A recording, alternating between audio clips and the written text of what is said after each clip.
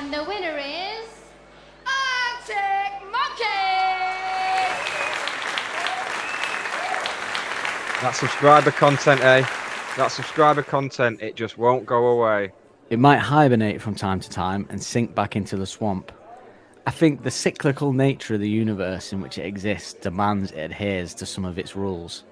But it's always waiting there, just around the corner, ready to make its way into your ears and smash through the gated payment system, sounding better than ever. And there's nothing you can do about it. Benefits such as getting ad-free episodes a week early with pre- and post-show chat relating to the monkeys, last Shadow Puppets episodes, bonus podcasts, watch-alongs, plus helping us improve our sound with better equipment and services. Yeah, this podcast seems like it's fading away sometimes, but with subscribers, it will never die. Thank you very much for listening. We do truly appreciate it.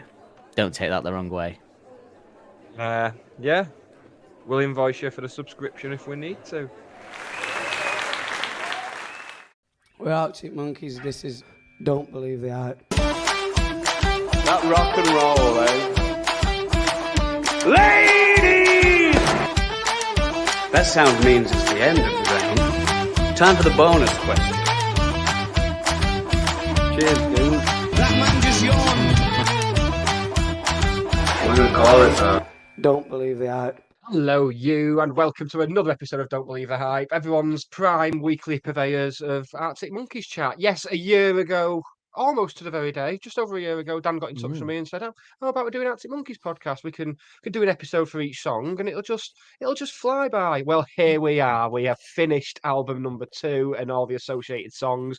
But don't worry, hold on to your headphones, keep them charged, because we have loads more to come in the run up to Christmas. We have wrap-up episodes, we've got guests, we've got all sorts, top 10s, top 15s, top 30s, top 12s. We're going to be pitting the albums against each other. It's going to go bloody mental. But we are here every single week up until Christmas, doing exactly that before we move into the humbug era. She's very exciting. That's it. We're here. Wrap up episode. We've recorded one podcast already tonight of our other pod, which, if you don't already know about it, then know about it. It's going to be in the episode description, so find it. Well, yes, I'm Nick Lee, and joining me as ever is sick of sticking to the floor. Well, have a fucking clean up, you scruffy bastard. It's Dan Holt. Hello, Dan. Hello. How are you doing? I'm good. I'm very good. It's the night before my birthday, and I'm well. All was silent. 'Tis was the night before my birthday, and all was well. I don't know why I made that sinister, but yeah. No, Do you know what I'm really hoping happens now? I'm imagine. I mean, this isn't apropos of nothing. This is something we chatted about in the pre-show. If you want the pre-show chat, then go in the episode description, find all our links, like and subscribe on all our channels. But maybe think about subscribing to our exclusive subscriber content, where you get extra stuff at the start and end of every episode. You get our last Shadow Puppets episodes, you get loads of bonus episodes, monthly watch-alongs, early access to the extended version of episodes, and then you can see the pre-show chat where I mention Ian Watkins, and then it won't be so weird now when I say, "Imagine Ian Watkins escaped tonight, the night before your birthday." I'd be quite all right, a bit dramatic, wouldn't it? A bit of drama right into the day. I mean, I wouldn't be his target audience, would I? So I think I'd be all right, to be honest, at 34. Yeah, it wouldn't be a patch on Raoul Moat, though, would it? Wouldn't be a patch on the Raoul Moat thing. Depends what happens, mate. That happened on a Friday night. Imagine going to on a Friday night thinking, "I'll do some karaoke," and then imagine. I was in 42s, and there was literally people chanting Raoul Moat on the dance floor. People going, "Raoul Moat, Raoul Moat, Raoul Moat." One of the most surreal experiences of my life. What are they chanting for? What were they chanting for? I don't know. I don't think anyone knew. It was just like mob mentality. But so yeah, I went to the pub where my other half at the time was working. She was finishing her shift at 8 p.m. and I had a table booked in Manchester, like fancy meal and stuff, and go out for some drinks, go for cocktails. Bloody hell! And then she just finished her shift at 8 o'clock. I was like, "Well, tight ass." And Sky News was on in the. They had Sky News on in the pub, and it got to the point where the DJ was setting up to start at 8:30, and everyone was going to the bar saying, "Can you turn the sound on the telly so we can watch this?" And then the DJ's getting ready to set up. He's like, "Right, we'll be up and running with karaoke in 5 minutes, folks. Go to get yourself a drink." And then you get the immortal words on the Sky News ticker: former footballer Paul Gascoigne has arrived at the scene with that lager was the bit, wasn't it? and that chicken. And I was like, "We're going nowhere, love. I'm phoning that restaurant and we're cancelling because I'm staying there." And I did. I stayed. The DJ cancelled. DJ did nothing. all night. He got paid to do nothing because everyone was glued to it. What a day! That was our 9/11. We know why Nick's single. And speaking of Nick being single and Nick's exes, on the pre-show chat we did our top 5 breakup songs of all time. So check out that if you want. And also soon, so it might be live now, but if not, it'll be live soon. So check out our socials on Patreon. Say you're a Patreon subscriber, or you don't want to be a Patreon subscriber because you don't want all the benefits and you don't want to be tied into a monthly contract. We will soon be launching a shop on Patreon where you can just simply pick and choose episodes you want to buy. So you might want to buy a Shadow Puppet. You might want to just do the Shadow Puppets episodes and buy each one, or you might want to just buy like a watch along, like we just did our submarine watch along. And stuff like that. We're going to do live at the Apollo very soon. So you could just buy stuff from the show. You go, I fancy that one. Calm Like You is my favorite Shadow Puppet song. I'll pay the amount there to have the video, or even cheaper just to have the audio. So yeah, that'll be available soon. So if you don't want to be tied in, but you're interested in the content, head to the shop, head to our socials. Yeah. And while you're at it, generally, we do this because we love it. We're not doing this to make some big windfall out of it. Chance would be a fucking fine thing. But No, basically, that's why we have a different podcast. we're always looking to like improve the show and stuff. So if there's anything you want from us that we're not already offering ahead of Series 3 coming starting next year, get in touch. ArcticMonkeysPodcast. Get in touch.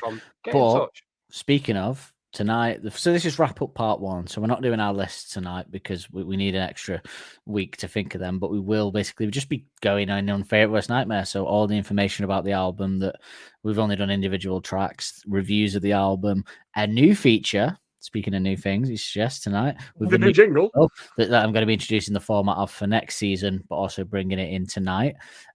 Some reviews, some ghost cookies. That's what tonight's going to be, and then just a little bit general chat about our thoughts on the album before we head into doing our lists next week. So that's the vibe we're laying down tonight. But so speaking of, shall we? We got no song to play, so shall we do the information and I'll get cracking. The information action ratio. Ain't that the place to go? Oh, yeah, do it on this one because it's a wrap up. Yeah. That's why I don't think I already counted that in, mate. 7 weeks of it. Favorite Worst Nightmare is the second studio album by English rock band The Arctic Monkeys. We know that. Released on the 23rd of April 2007 by Domino. It was recorded in East London's Milico Studios with producer James Ford and old Mike Crossy. The album was preceded by Brian Storm, which, as we know, came out on the 2nd of April 2007. This, obviously, again, as we all know, was the first album without Mr. Andy Nicholson, but it was Nick O'Malley. In comparison to the debut album, most people consider this more musically ambitious, with ambient sounds and expanded drum rhythms being introduced. Yes, as with their debut, it was a widespread critical success, with critics highlighting the band's new emotional depth and frontman Alex Turner's matured songwriting. Enemy and Uncut ranked it the second best album of 2007. What was the first? While Dutch publication named it the best of 2007. Retrospectively, the album is considered the start of the band's change of sound, with each of their albums after each debut. I guess that's true. I don't think I see the next album as more the beginning of their change of sound than this one, if I'm being completely honest. Although this is a slight change of sound, I really think that full strip change starts with Humbug, to be honest. Right. Do you want to know? God. Please tell me it's at least something I can respect and go, yeah, fair play. Right. When you said what was number one, a band popped into my head that I thought it would be, and it is them. So from the top 10, just a couple worth pointing out.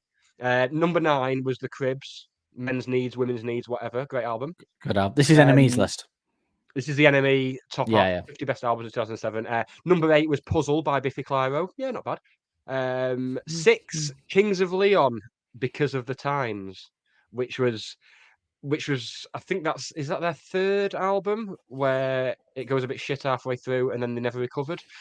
So number 4 is Neon Bible by Arcade Fire. Fair enough.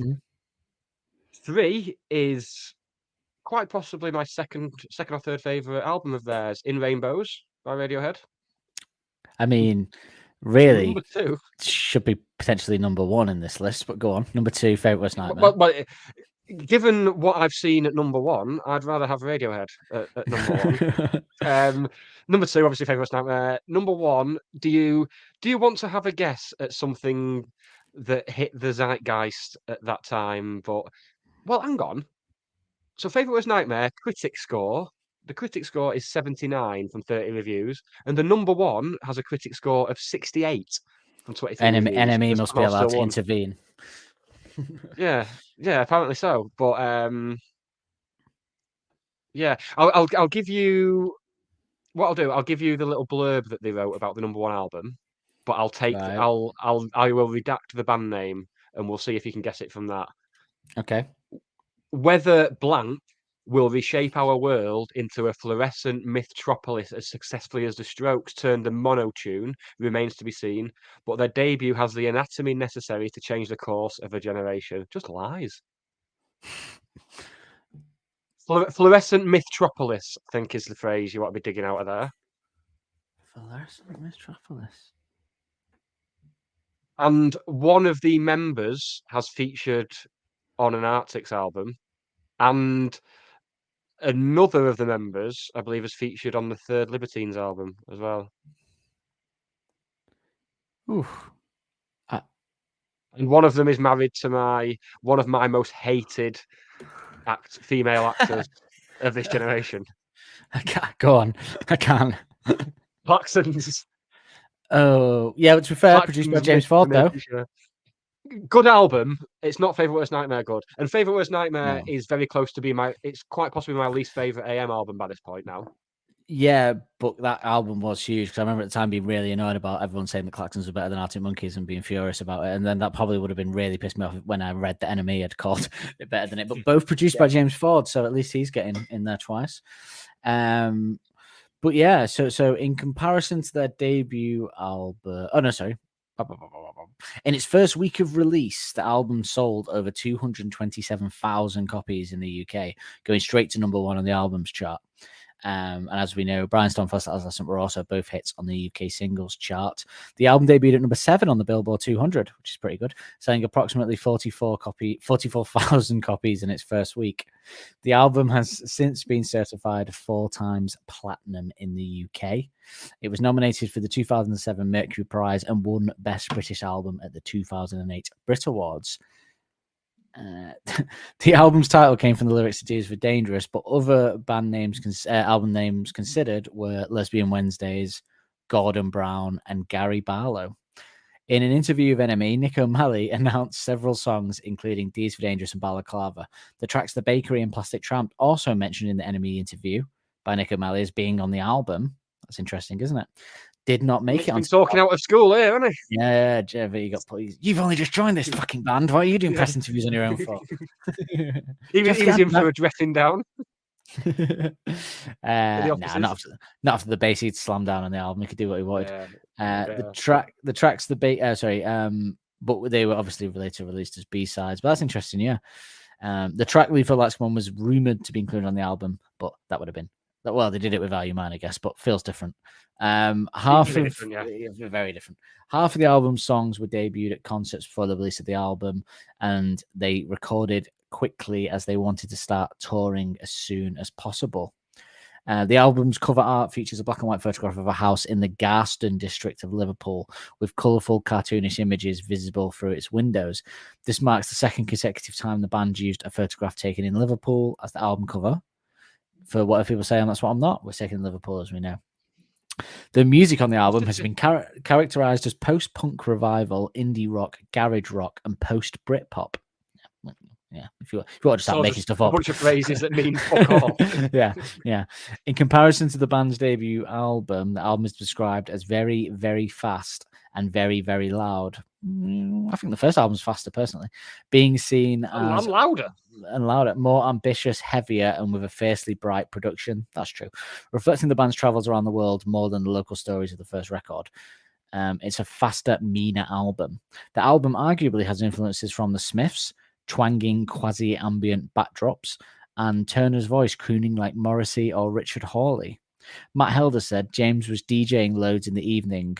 James Ford was DJing loads in the evening, so we'd go out and have a dance. As a result, the drum rhythms of Helder's and bassist Nick O'Malley have drawn comparisons to the 80s funk band ESG. The band's love of classic films also influenced their new style, because as we know, they used 505 from Ennio Morricone's The Good, the Bad, and the Ugly. Just to let you know, Alex Turner was credited as lead vocals on guitar on all 1 to 11 of the tracks. Sorry, lead vocals on all the tracks. Guitar on 1 to 11, because he didn't play on that. Keyboards on track 12. Jamie Cook, guitar on 1 to 5, 7 to 12. Backing vocals on 1. What was that? Matt Helder's obviously drummed on all the tracks and backing vocals on most of them as well. And it says Nick O'Malley bass guitar on track 1, 3 to 5, 8 and 10. So he didn't do it on Old Yellow Bricks, the bass. He didn't do it on 505, and he didn't do it on 9 is If You Were There Beware, isn't it? 9, I believe, is If You Were There Beware. So he didn't play bass on If You Were There Beware. He didn't play bass on 505. And he didn't play bass on Old Yellow Bricks. Interesting, isn't it? So what numbers did he play on? I'll just double He check. played on 1, which is Brian Storm. Oh, he didn't play on Teddy Picker either. He didn't play bass on Teddy Picker. No, Teddy Picker, yeah. So he didn't play bass on Teddy Picker. He played bass on D's for Dangerous, Balaclava, Fluorescent Adolescent. He didn't play bass on track 6, which is the only ones who know, but doesn't really have any bass till the end. So that was probably just 40. He didn't play bass on track 7. This House is a Circus. No, track 7 is Do Me a Favour. So he didn't do the bass line that we raved about him doing on Do Me a Favour. So do you think it's reasonable to assume it might have been Alex doing it? Well, he isn't credited as bass. It doesn't say additional musicians. James Ford guitar. So potentially bass is thrown into that guitar. No, it only says James Ford did guitar on track 6. Yeah, so that was the only ones you know. Right. So the bass must have been. Oh, here we go. The bass. No, I didn't say who else did it. So yeah, we would assume it's Alex, but he didn't take the credit, perhaps because he thought it was a bit cunty to take the credit. So, yeah, he didn't do it on track 6, which only ones who know, obviously, This House of Circus. But he did do If You Were There Beware. Sorry, do me a favor. He did do This House of Circus.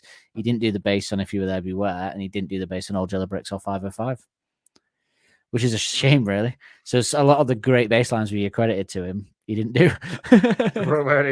Bring Andy back. No, so yeah. I mean, what happens next when we get to my favourite, we're a few series off getting to my favourite Nick O'Malley bass line, but when we do, that's another one that wasn't recorded by him. I think from next season now, I'm going to cross-reference who gets credited for each episode, so we can say it on each one, because I wasn't aware of that at all. But he was credited. Oh no, I've done a boo-boo, Nick. I've made a big mistake.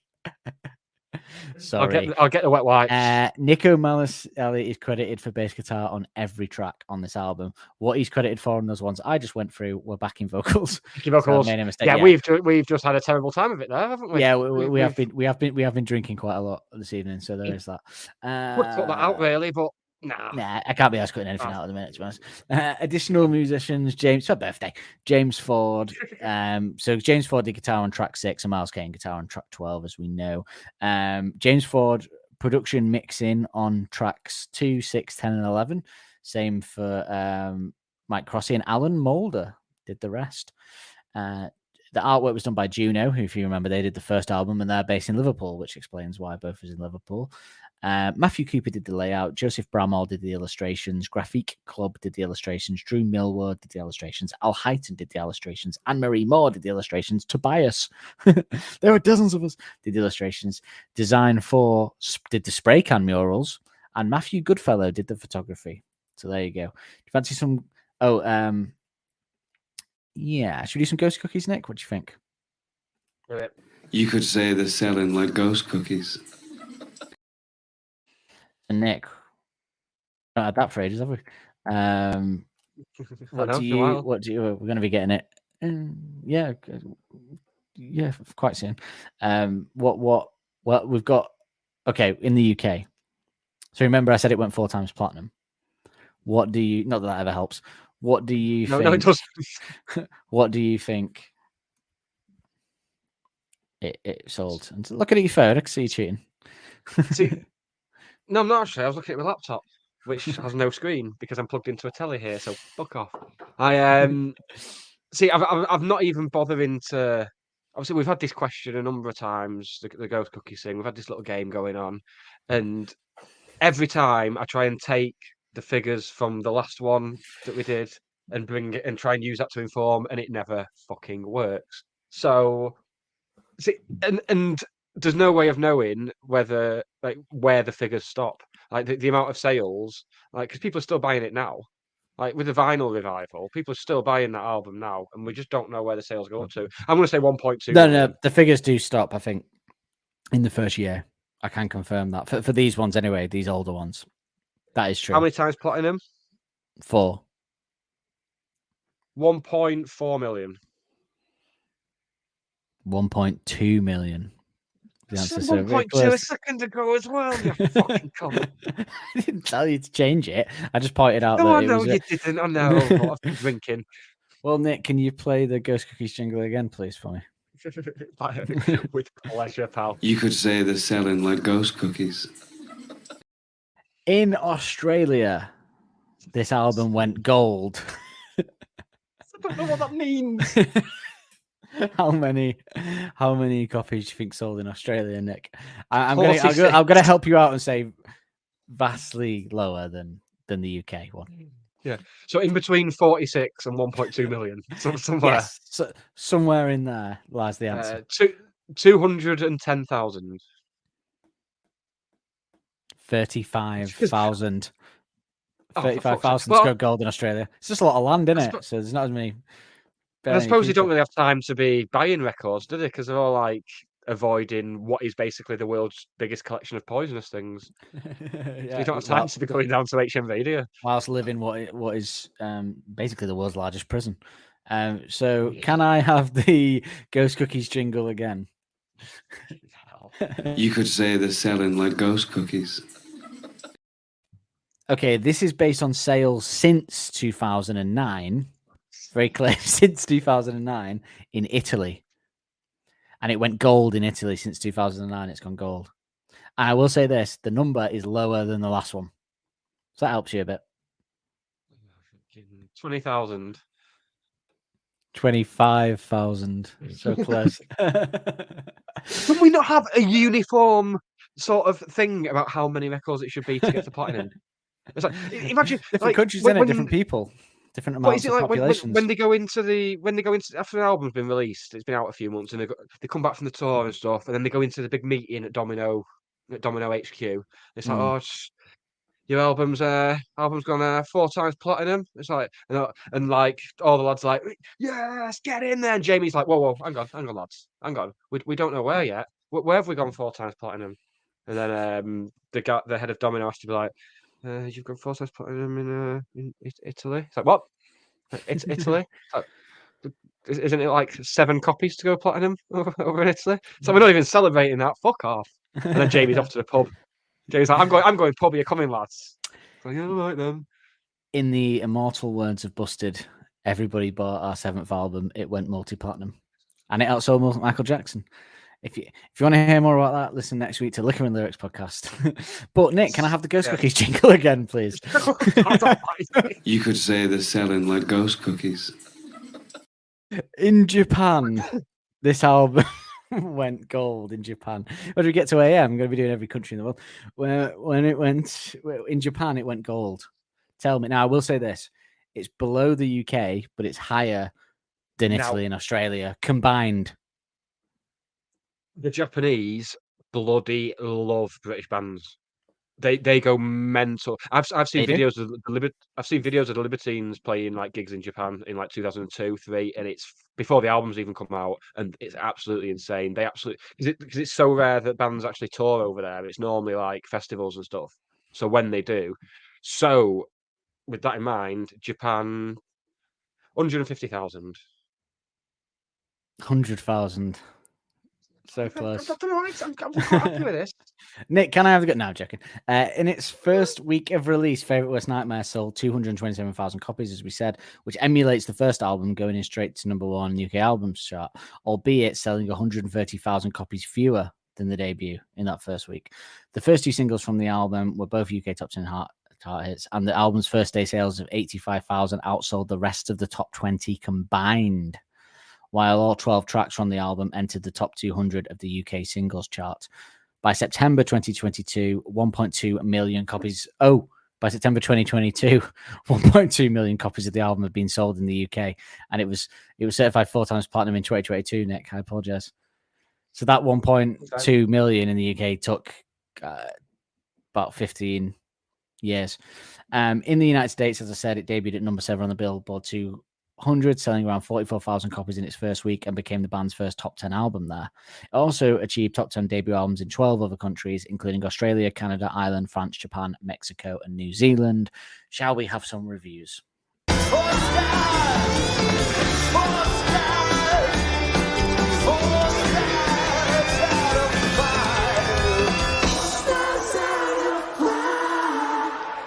Arctic Monkeys released the comeback single Said Enemy from the greatest indie success story this decade, an opening track on the most doubter-defying second album since Modern Life is Rubbish. Makes just as loud and startling an entrance. Bass guitar stampeding like Josh Homme's personal herd of rhinos. Well, that was ominous at the time, wasn't it? Excellent. A 12-armed psychopath appears to be playing drums. Some surf guitars are flayed to within an inch of their blood-gurgling life, and Alex Turner's voice is urgent, breathless, and strokes fuzzy, marshalling a ferocious rock tempest from deep elemental forces. It single-handedly announces Favourite Worst Nightmare as the fire-spewing, balls-out comeback record of your dreams. Confirms that despite speculation to the contrary, we are in the presence of a seminal, generation-defining rock band in the making, and declares Monkeys Phase 2 go. Yes, and the relief, yes, we are. Yeah, and the relief is akin to Keith Richards cancelling his RSVP for your father's cremation.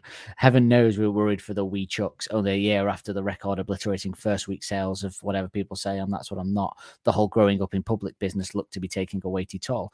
Their original bassist was pushed out for a lack of love for the road. The sharp drop-off of album sales lent cynics to suggest they were merely an internet anomaly, and scariest of all, their habit of continually releasing new material exposed a tendency towards on-the-road mithering. And a paucity of kidney-exploding new tunes to match their immaculate debut. Fears were that Favourite Worst Nightmare would be a bad dream indeed, full of limp half tunes about never going to award ceremonies because they don't give you a trolley for all your gongs, how you can't get trustworthy servant staff these days, and real tales of what a drag it is in San Francisco. So wrong. Favourite Worst Nightmare is a bold, beefed up, and brilliant return, crushing all the bile and brutality of the likes of The View from the Afternoon into a huge rock boulder, packing it with 100 megatones of C4, explosive tunage, casing it in a new steel production coating, lighting the fuse, and rolling it down a steep hill into Doubtersville. Far from crumbling from the pressure, the Arctic Monkeys have turned growing up in public to their advantage. We've followed them seamlessly through their growing pains on Sheffield dance floors, their anti-scene team rants, their broken teeth and stolen sweethearts. Now, if the first album was the sound of a bunch of bolshy boys kicking against the Yorkshire club scene pricks, Nightmare is 4 young men off the world of casting aside their juvenile naivete and emerging stronger, savvier, and more salacious. Grrr. It's all there in track 2, Teddy Picker, a song that sounds like fake tales on a barrel full of Sly Stallone's highest grade steroid supplements and encapsulates the Monkeys' latest concerns. Number 1, dark yet jaunty desert rock like Queens of the Stone Age might play at a limbo contest. And 2, sex, shagging, rumpity-pumpity, bumping uglies, making the beast with 2 arses. If sex on whatever people say I'm meant the odd flustered fumble around the back of the lead mill, here it's a far more degraded affair. The Teddy Picker of the title is a brutish and dominating sexual character, possibly getting his knuckle sandwich, your lisp, replace the twist and turn. Coupled with Alex's final bark of who'd want to be men of the people when there's people like you, it leaves a sinister question mark over the track, charged with sexual and physical violence. I love how that review starts with that little joke about Keith Richards.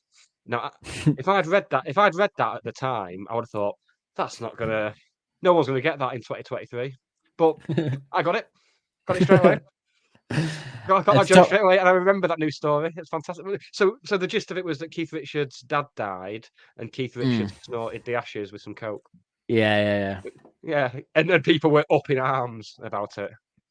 There's a way to do it. People get ashes tattooed in them, so why not? And just to cap it off with, Favourite Worst Nightmare even subverts Hollywood's biggest truism: the sequel's better, an unforecasted hurricane. So there you go. The BBC, no, sorry, not the BBC. Yeah. BBC Gravy Train. Yeah, well, I thought it was interesting. Louder Than War did a look back in 2017 at the album, and this was their thoughts looking back 10 years. It was a sign of things to come, the restlessness, the thirst for change, the ever-growing heaviness. 10 years ago, Arctic Monkeys had been cemented as one of the torchbearers of rock music, ushering it into a new dimension where evolution was the order of the day. In Favourite Worst Nightmare, the growing pains that were so quaint and cute on their debut were abolished like the acne that had attacked Alex Turner.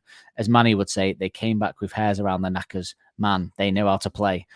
The pantheon of great artists usually has a number of checklists, and one of them, aside a usual Herculean intake of drugs, booze, and Courtney Love, was that they saw it as their duty to mutate, explore, and change. Like the Beatles and Radiohead before them, Arctic Monkeys weren't going to stand still. The grass had barely grown under their feet following the release of their first album, and they were already prepping their new records. Hey, Dan, do you like listening to popular songs with questionable lyrics? You know I bloody do. And Nick, do you like drinking copious amounts of alcohol? Nah, do I ever? Actually a worry. Well, if you're the same as us, then come listen to a weekly podcast, Liquor and Lyrics, where we take apart popular music's worst songwriting whilst drinking our favourite drinks, which kind of stay in theme with the song. From Gin and Tonic to Grease Lightning. Cosmopolitans with Chaz and Dave. Blue Lagoons with Busted. Sex on the Beach with Sex on Fire. Shirley Temples with Shaggy. And even a shandy with Sharon. Dropping on Tuesday the 19th of September and every Tuesday after on your favourite podcast platform. Favourite Worst Nightmare stands proudly on its own terms. They changed the game again with their next record, kicking up Desert Dust on the eerie humbug, perhaps their least loved album. But by this point, the rules of Turner's game were in full force. Change or perish. So, Nick, it is time to play a jingle for a brand new segment that we have, isn't it? Yeah, should I play the jingle? I'll play the jingle and then you can tell people what the segment is. Before we do that, I just want to say, by the way, that just to highlight that this got to number one in Denmark, this album, and in Holland. So there you go. It was doing bits. It was doing bits closer than the last. Doing bits. I love that phrase. Doing bits. Doing What we'll bits. do, we'll play the new jingle. Listen carefully. Listen to the new jingle and see if you can hear the jingle. When you hear it, see if you can work out what it's going to pertain to. But if you can't work out what it's going to pertain to, it's fine because the lovely Dan, my glamorous assistant Dan, will be here to. Yeah, my glamorous assistant. Like I'm the one who gets A, an assistant, and B, a glamorous one. Fuck That's off. since the court case. Let's play the jingle. Technological advances really blooming get me in the mood. Well, I thought because they kind of changed even more for the next album onwards, I thought it was interesting to each week give a list of the equipment that was used in the track that was recorded, the pedals, the guitars stuff. It's not going to be a perfect science. I'm not going to be able to find stuff on every song every week. Hopefully I will be able to find something at least, but I'm not going to get a full list of equipment each week from each band member. But, I just want to see what we can find out on each track. But as we're doing a wrap up, I thought I'd give some info on the equipment used for the first two albums when we didn't have this segment. So we'll start with Mr. Nick O'Malley. So he primarily, on this Favourite Worst Nightmare, used a Rickenbacker 3001 or a Rick 3000 short scale. And people potentially feel like you can also hear a P bass. But I will caveat that by saying that was what Andy used in the first album, a P bass, so there could be some confusion in the mix. But yeah, that's what he used, and you can see those basses in the Teddy Picker video. To be honest, man, you had me at Rickenbacker. I hear Rickenbacker and I just lose my shit. They are glorious. Mr. Matthew Helders, the third, he uses primarily a Premier Gold Sparkle vintage drum kit with a 22-inch bass drum, a 12-inch tom, and a 16-inch floor tom. Also uses the Premier Series Elite drum kit in custom Union Jack finish, as we know. That has a 20. That's we saw it in Suck It and See, but apparently he had it knocking about even in these days. Apparently, in the background, nice. The Union Jack tom. He didn't just have it made for the Olympics, is what I read. Can't confirm that, but that was what was out there.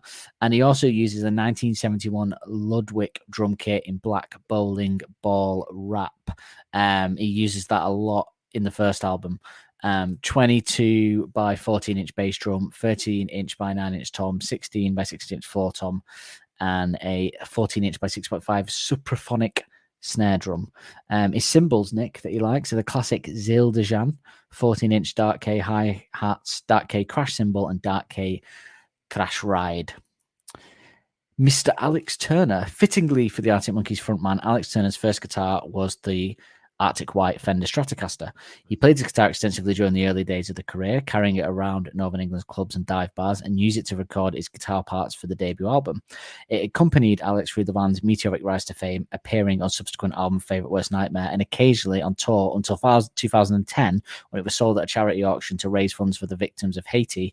It sold for £4,600. I would have bought that. I mean, if I had the money, I would have bought that. Some wanky podcaster that I know has one of them.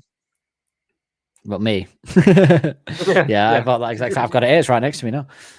Yep, that was the guitar I bought purely because Alex's. I can't believe you still got that. I can't believe we've not got the band going again.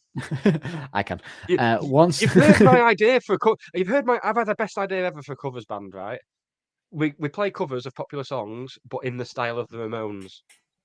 Yeah, the problem is we can. And we will. No, even we can. Yes, we can.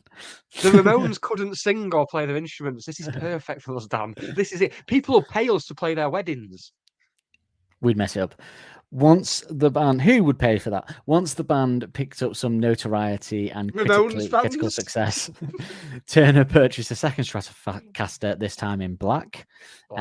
He auctioned that too for charity in a charity raffle for grassroots music venues in Yorkshire. It sold for £128,000. The first Stratocaster in white appears to be a USA-made 22-fret model, while its black cousin has only 21 frets, suggesting its origin in Fender's Mexico factory, which is where mine was made. Mm-hmm.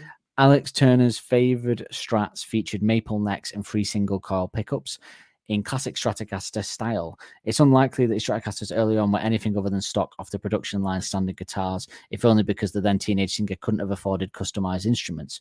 Accordingly, it's safe to say Stratocasters featured alder bodies, maple necks with maple fretboards, and stock Fender single coil pickups.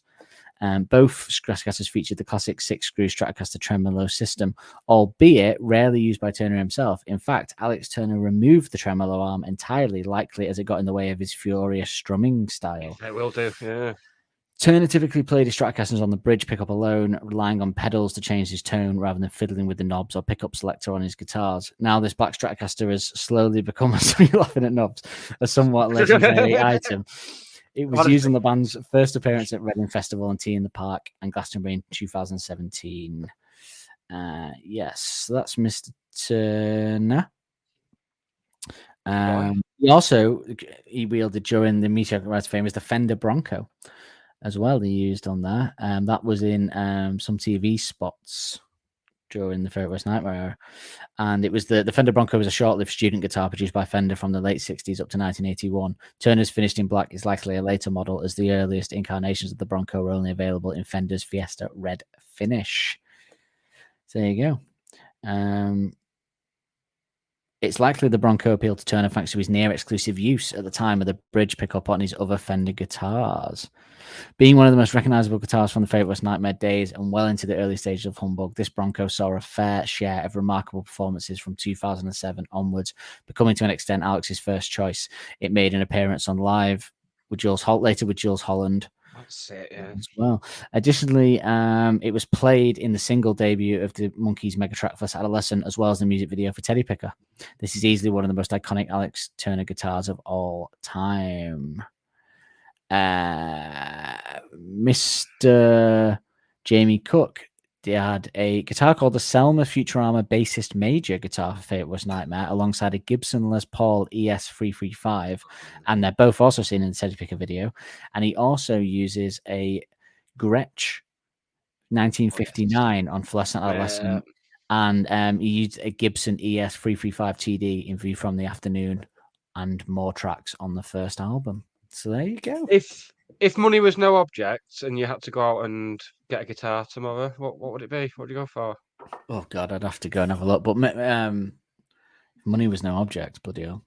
I mean, I'm purely looking aesthetically because I'm not a good. I mean, I play a bit of bass. probably a Les but Paul. I'm not like a Probably a good Les enough, Paul, you to know. be honest. See, I think Les Paul or the Gretsch one, or I'm a big fan of I think it's the Epiphone Dot. It's the one that he played during Body Paint at Glastonbury this year. And Pete Doherty's played it for years and stuff as well. So it'd be one of them, I think. Yeah. Or, Les Paul, because you can't. You know Can't what go you are wrong. with Les Paul, don't you? Nick, what?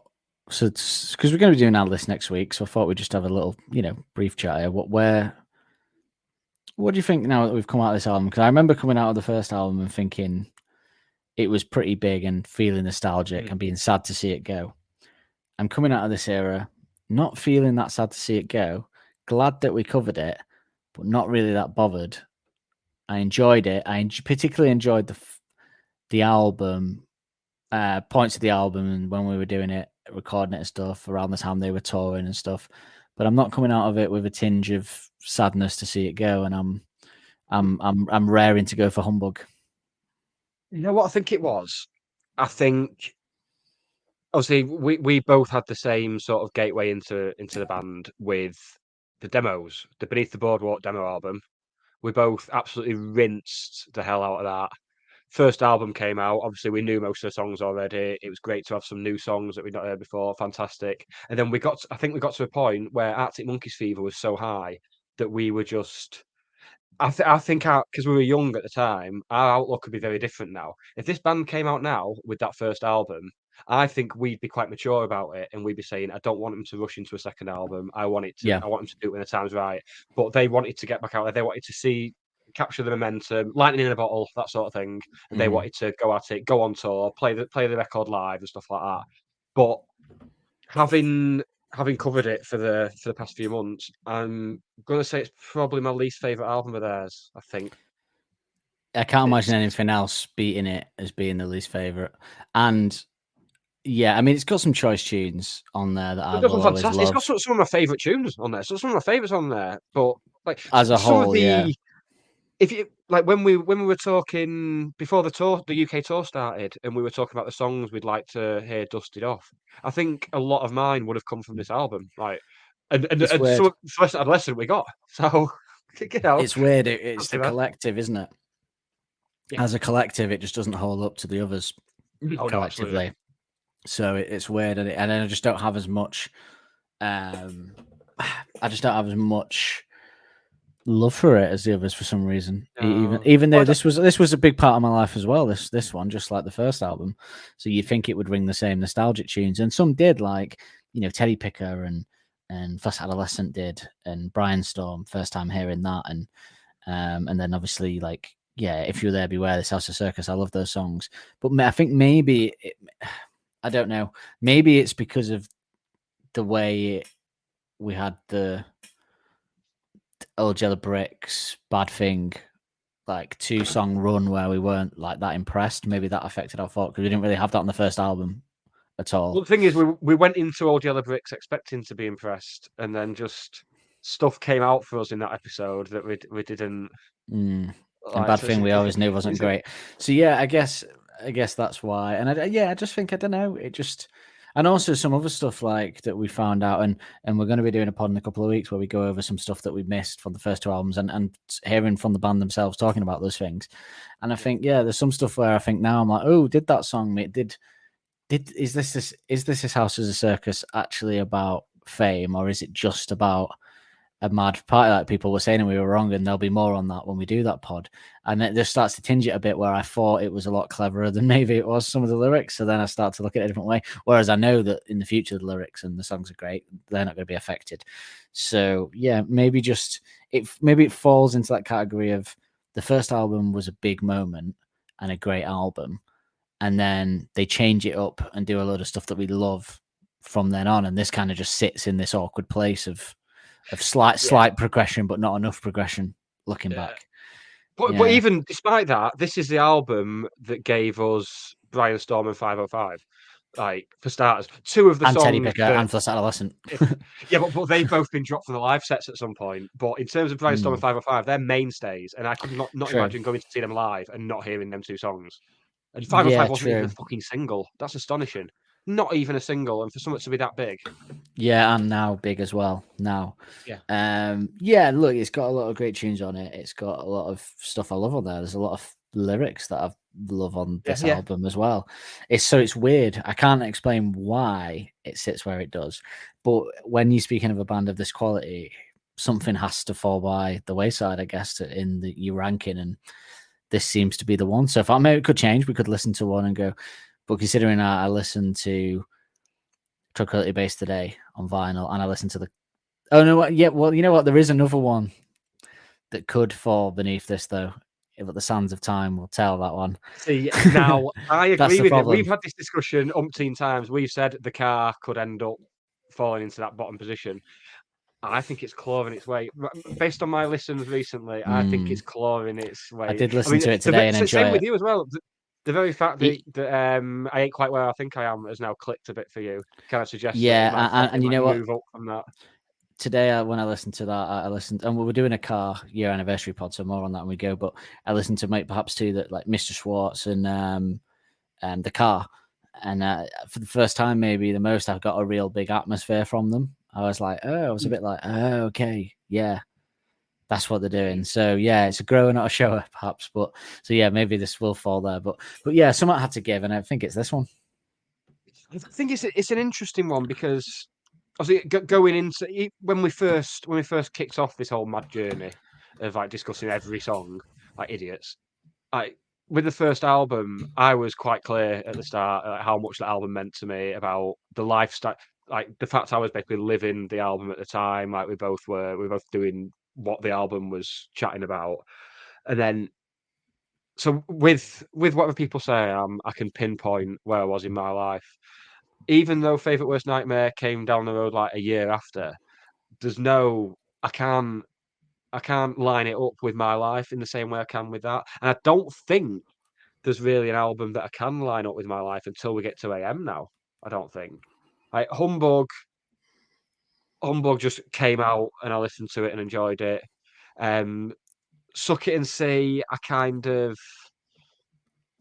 it's the same, but my life wasn't mirroring the album. So it wasn't until like AM Tranquility onwards that I could tell you what my life was like at the time. Like, yeah, same exactly. That's not a slight on the album. That's just the life you're living at the time. It's not. Well, it's just giving context to why you might feel that way about it. But yeah, look, it's kind of something has to give in the list, and I think for both of us, this is what, and that's not something I would have said before we started this. So it's actually covering it that has shown that to light and confirmed it. So there you go. That's why we're doing it.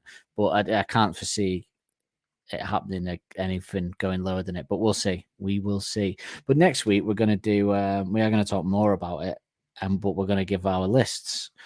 So as we go in that, we're going to talk more about the album. This was just to kind of give an overview of everything, because we're going to do our favorite tracks on the album from least to favorite like last time, which it will be difficult. You know what? Because even though we say this about the album, there's still a lot to say. We do our live dream live set of this album as well. And then we'll do our rating of the B-sides, our favorite lyric on the album, our favorite musical moment on the album. So a lot of thought for that. Everything you get from the individual episodes, you're getting it for the album as a whole. We're covering everything. Yep, and then the week after, well, we'll tell you then. But we got an interesting concept the week after as well. So yeah, this week a little bit of just giving you a brief overview, so we didn't give you too long a podcast with the lists as well. And then yeah, next week wrap up part 2 with those lists, and it's going to be interesting, I think, to see whether because we were pretty similar with the first album on the lists of the artists. We were pretty much bang on the whole way, apart from a couple. So I wonder if we'll be the same this time.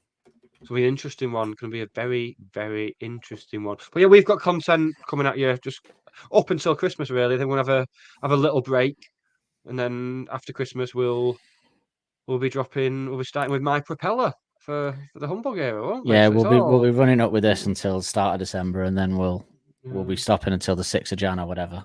But in the meantime, we'll probably drop a Christmas episode in the meantime of that. So, you know. Oh, we absolutely will, yeah. But do get in touch. Go in the episode description, find all our links. While you're there, like, follow us on your podcast player of choice, like subscribe, rate, review, do all that stuff. Follow us on our social media stuff. We're on TikTok, Instagram, Facebook, and Twitter. Although I'd say Instagram, TikTok, and Twitter are the best ones to find us on, really. Like, Facebook's just like, it's all It's all people's mums posting like lost dogs from 5,000 miles away, and we don't really want to be a part of that. But yeah, so we've got plenty coming for you. We do appreciate people tuning in and listening every week. Get in touch as well. While you're in the episode description, finding all our links, find our email address, get in touch. We want your memories of this album. We want to know what this album meant to you, where it sits for you, like what you were doing when it came out, what your first impressions were when you heard it, you first listened to it. Obviously, me and Dan have shared our story about when we first heard Brainstorm, and just anything. We just want to chat.